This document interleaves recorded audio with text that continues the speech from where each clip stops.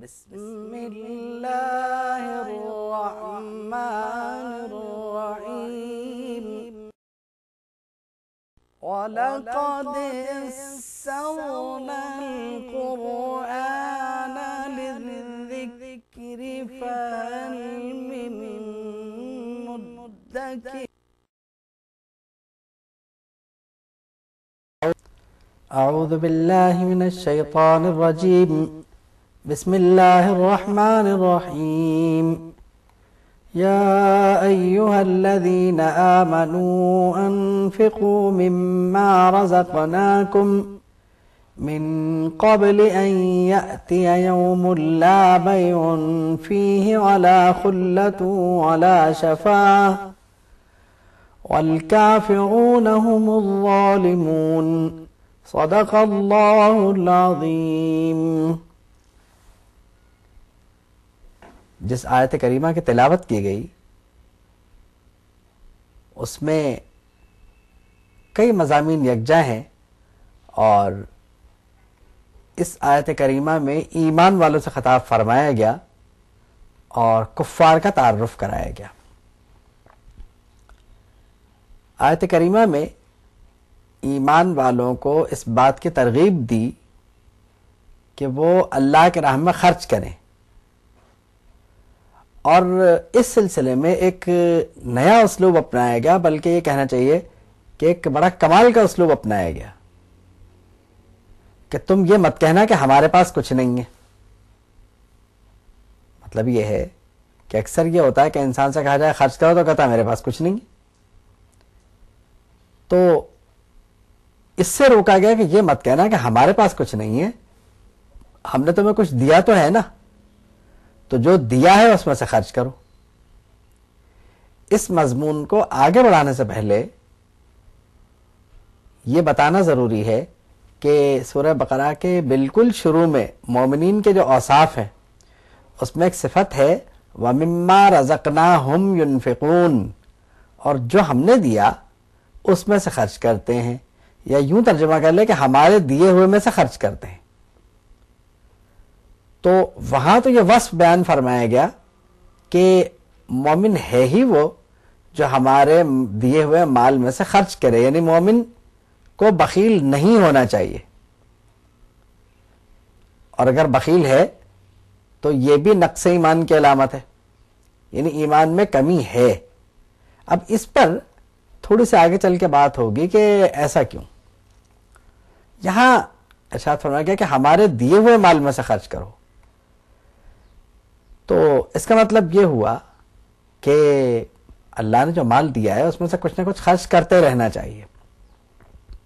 ہو سکتا ہے کسی کے ذہن میں یہ بات آئے کہ ہر ایک کے پاس تو مال نہیں ہوتا، تو جن کے پاس اتنا نہیں ہوتا وہ مخاطب بھی نہیں ہے، جن کے پاس ضرورت سے زائد ہے مخاطب بھی وہی ہیں، اور تھوڑا یا بہت کسی نہ کسی کو دیا تو گیا ہے نا، تو ہر انسان اپنی ضرورتیں پوری کرنے کے بعد جو بچتا ہے وہ بھی اگر خیرات کر دے تو اللہ کا دیا ہوا مال ہی ہے، اسی میں سے خرچ کر رہا ہے وہ۔ تو آپ کہیں گے کہ کیا مستقبل کی فکر نہیں کرنا چاہیے؟ بات یہ ہے کہ یہ تو خیر بہتر ہے کہ کچھ مستقبل کی فکر رکھی جائے، چلیے 2 4 6 10 دن، مہینہ 2 مہینے، اگر وہ مال آپ کے پاس رکھے رکھے تلف ہو جائے یا چوری ہو جائے تو پھر آپ کیا کریں گے؟ خرچ کر کے کم سے کم اتنا تو ہوا کہ اسے آپ نے محفوظ کر دیا۔ اب یہ سوال پیدا ہو سکتا ہے کہ خرچ کرنے سے بھی کبھی کوئی چیز محفوظ ہوئی ہے؟ جی ہاں، آپ اکثر و بیشتر کیا ایسا نہیں کرتے کہ آپ نے کہا کہ پلاٹ خرید لو، مستقبل میں آگے پروفیٹیبل ہوگا، بہت زیادہ پروفٹ اس سے آئے گا، آپ یہ بھی کہتے ہیں کہ سونا خرید لو، اس سے بھی بہت زیادہ پروفٹ ہونے کے امکانات ہیں، بلکہ ماضی کے خریدے ہوئے سونے پر لوگوں کو پروفٹ ہوا بھی ہو۔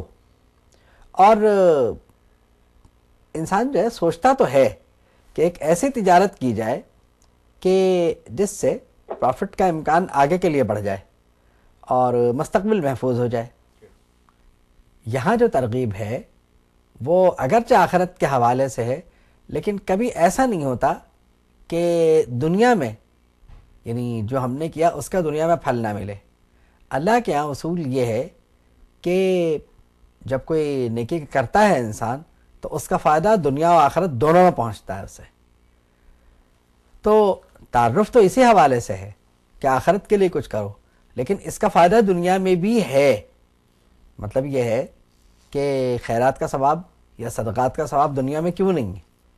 سب کچھ ہماری ہی دنیا میں ہے. تو اگر ہم نے تھوڑے سے مال کے عوض اتنے معاملات کر لیے تو یہ ایک بہت بڑی بات ہے کہ دنیا اور آخرت دونوں سنور جائیں. بات یہاں پر اصل میں اتنی ہے کہ قیامت کی اہمیت کا اندازہ کرانا مقصود ہے، اور وہ بھی مومنین کو، کیونکہ یہاں کافرین سے خطاب ہی نہیں ہے، کفار سے خطاب ہی نہیں ہے. یہاں پر یہاں تو بات یہ کی گئی کہ یا ایھا الذین آمنوا انفقوا مما رزقناکم، ہمارے دیے سے خرچ کرو، من قبل ان یأتی یوم، اس دن کے آنے سے پہلے، من قبل ان یأتی یوم لا بیع فیہ ولا خلۃ، کہ نہ جس دن خرید و فروخت ہوگی، نہ دوستیاں ہوں گی، اور نہ ہی کافروں کے لیے شفاعت ہوگی. والکافرون هم الظالمون، اور کافر ہی ظالم ہے. یا آپ ترجمہ یوں کر لیں کہ کافر خود ہی ظالم ہے. تو بات یہ ہے کہ کافروں کو یہاں یکسر نظر انداز کر دیا گیا.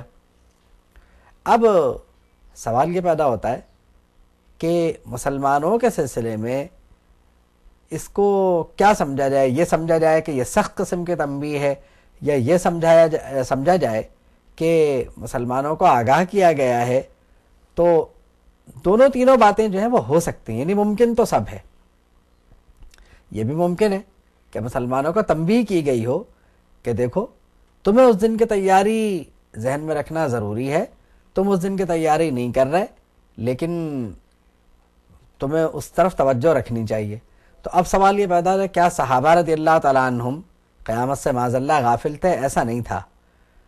اصل میں قیامت تک کے آنے والوں سے بات کرنا تھی، اور قیامت تک آنے والوں کو یہ ترغیب دینا تھی، قیامت تک آنے والوں کے لیے یہ نصیحت ضروری تھی. اس لیے اس کا انداز خطاب قرآن مجید میں اس طرح سے ہے، ورنہ کسی اور طرح بھی ہو سکتا تھا. تو اب سوال یہ پیدا ہوتا ہے کہ جتنوں سے خطاب ہوا کیا وہ سب کے سب قیامت تک زندہ رہیں گے؟ نہیں، وہ یقیناً نہیں رہے.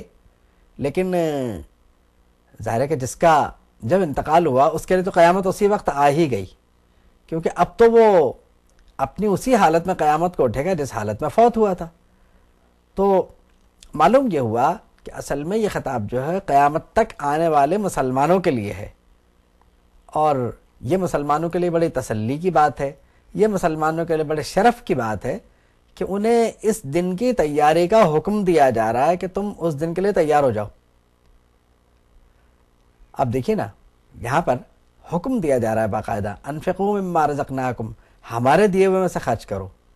مطلب یہ ہے کہ ہم تم سے یہ نہیں کہہ رہے کہ تمہاری کمائی خرچ کرو، جو ہم نے دیا وہی خرچ کر دو. تو یہ اللہ تعالیٰ کی رحمت ہے.